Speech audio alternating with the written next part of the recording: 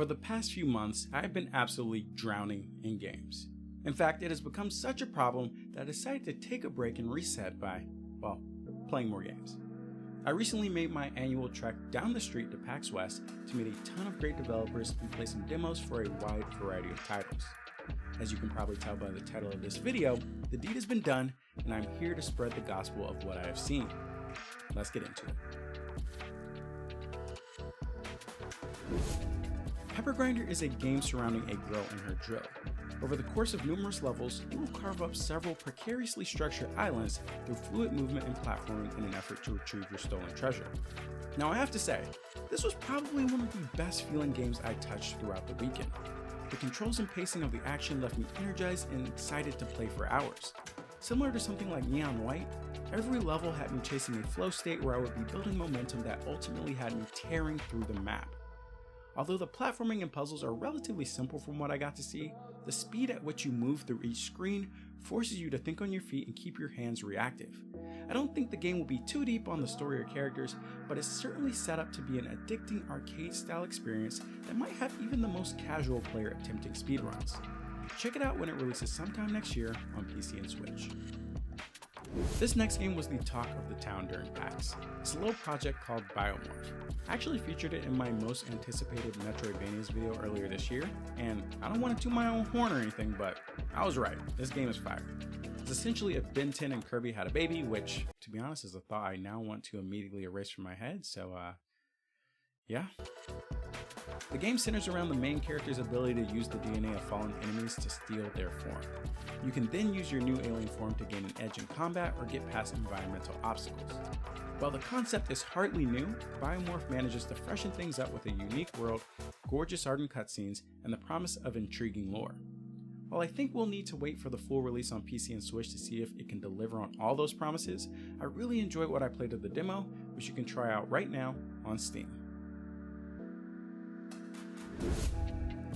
In a surprise twist, there is already a second drill game in the video.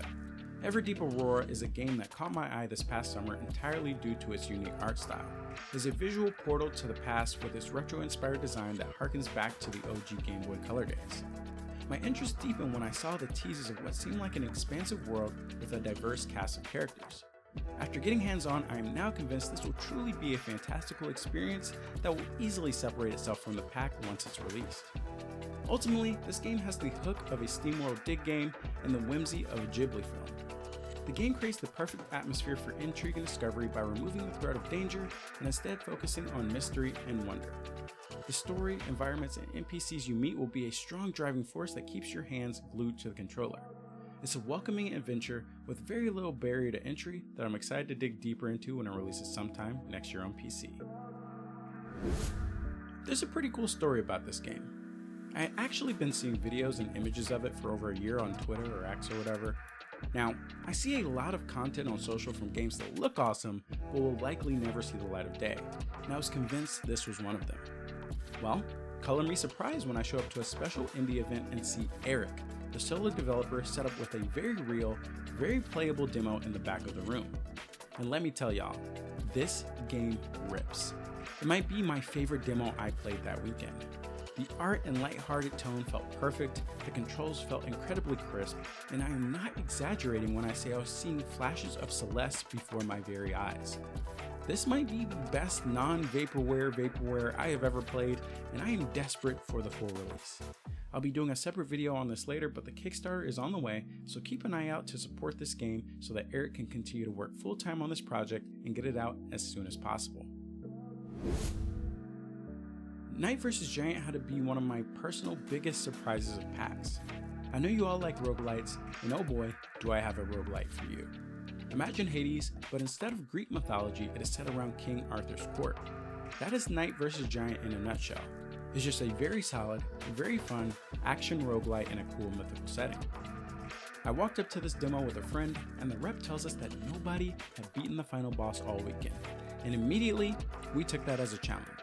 We started studying the player in front of us, trying to figure out the best strategy for our runs, and then the guy right before us beat the boss.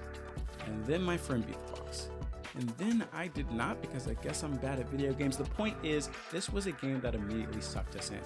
The abilities and upgrades felt rewarding, the rooms felt just the right amount of challenging, and the various bosses we saw over the playthrough were pretty interesting to take down.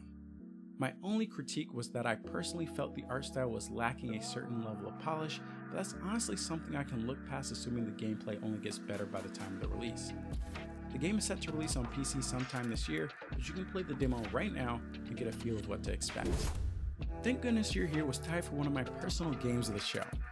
Yeah, it was that good. The game is a comedic platformer based on a real town in the UK. The big catch with this one is you only have two controls, jump and slap.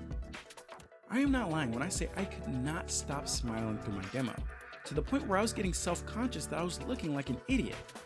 The game was just so stupid.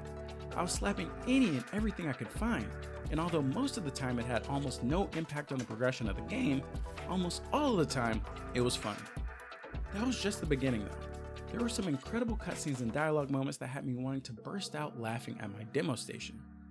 Seeing a cutscene of someone who's had to struggle all their life due to having an abnormally large cranium just sent me over the edge, and now I need more of this game ASAP.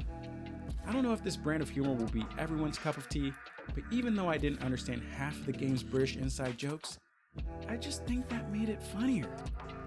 I don't know how I'm gonna wait for this game to release sometime next year on PC and consoles, but until then, I'll make sure to wishlist to stay updated. Okay, let's all take a break and quickly subscribe to the channel. There is no shortage of amazing games coming out right now, and I'll be covering all of my favorites right here. Now back to the games. Okay, those that know me know that deck builders are absolutely my jam. So when people recommended I stop by and play StarVaders, I couldn't resist. Born from inspirations like Slay the Spire and Into the Breach, this is a mech-focused roguelite deck builder where you and your mech face down a swarm of hostile aliens in an attempt to save the planet. I had a great time with this game. I got sucked in and ended up playing about 30 minutes with one of the devs chatting me up the whole time. The art style was cute and cartoony, the cards were interesting with some obvious opportunity for strategic builds, and the levels started to get legitimately tough the more I played. Now the game still has some slight polishing to do in terms of bugs and UX design, but I can tell this is one my fellow deck builder sickos will love. You can actually check out the exact demo I played right now on Steam while you wait for this game's imminent release on PC. For my cozy adventurers out there, this game was pitched to me as Stardew Valley meets Fable. Or better yet, I like to think of it kind of like Vinland Saga Season 2. In Mirthwood, you choose to either dig holes for your crops or your enemies. This immersive fantasy RPG gives you the freedom to choose the path that fits your preferred playstyle. During my demo, I chose to explore the land and pick fights with bandits to experience what the combat system had to offer. But along the way, I was met with opportunities to fix up a rundown shack and start a garden, or embark on a quest tied to a sword from an impaled man on a tree. For those looking for that exciting new community sim with a decent bit of action and adventure sprinkled on top, look no further than Mirthwood when it drops on PC sometime in 2024. I am caught up on every season of Haikyuu. I played plenty of intramural volleyball, and my girlfriend goes out of her way to play volleyball about 4 times a week, so it's safe to say Beastieball is currently a must-play for this household. So when I found out it was actually playable on the PAX show floor, I stopped in my tracks, sat down, and put my skills to the test. In a gross oversimplification, this is Pokemon volleyball. You go around challenging trainers and beasties to the matches in an effort to recruit new talent and bond together to become the ultimate team. Now I will say, the matches in the demo were quite short, but I really like what I saw from the mechanics. Each beastie has their own strengths, weaknesses, and abilities, and there will be tons of opportunities to make up your team so that all the players synergize. The game goes through great lengths to bust out the fanfare and make each match feel like an epic showdown. Off rip, I could tell this game has a ton of charm and heart. The beastie designs are creative and vibrant, the music was bumping, and the way the dialogue and cutscenes unfolded almost gave me Saturday morning cartoon vibes. I'm dying just to sit down and put a couple hours into this game to explore all the challenges of this world and see how I can cater my team to take them on. If you're interested and want to see for yourself, you're in luck. The demo is on Steam right now, so you can use that to hold you over until the game drops on PC sometime in 2024.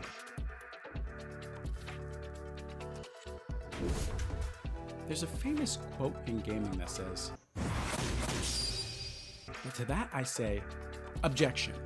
I have evidence that proves that quote is actually a falsehood, and that evidence is called Fraymakers. There have been many Smash likes over the years, but despite dozens and dozens of attempts, none have felt quite right. After getting some solid hands-on time, I think Fraymakers might be the closest attempt yet. From the jump, it strives to capture the heart of avid indie lovers by packing the roster full of iconic characters. You'll immediately recognize favorites like Octodad and Commander Video as playable options, with assist characters like the crewmate and Peppino on standby ready to deliver some devastating damage. The magic really starts during the match though. Every character brings their own unique playstyle to the battlefield as everyone is struggling to control the chaos. The developers have been active Smash modders for years, and their deep understanding and love of the game immediately shines through in the gameplay. I can almost guarantee that if you're comfortable playing Smash, your muscle memory will fall right into place with Fraymakers. See for yourself, because the game is currently in early access on Steam.